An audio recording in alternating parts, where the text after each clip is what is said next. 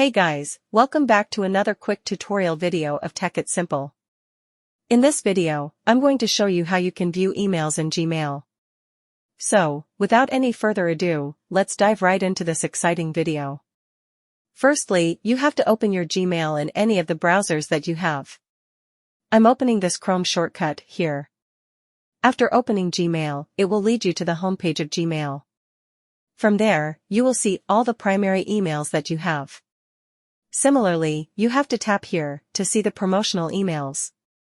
To view the social mails, just simply click on this button. Then, you can view start, snoozed, sent, schedules, and draft emails from here. And by clicking on the More button, you will see more of the important and all mails here. I hope this video was helpful for you.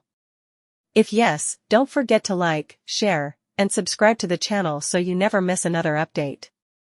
Thank you for watching the video.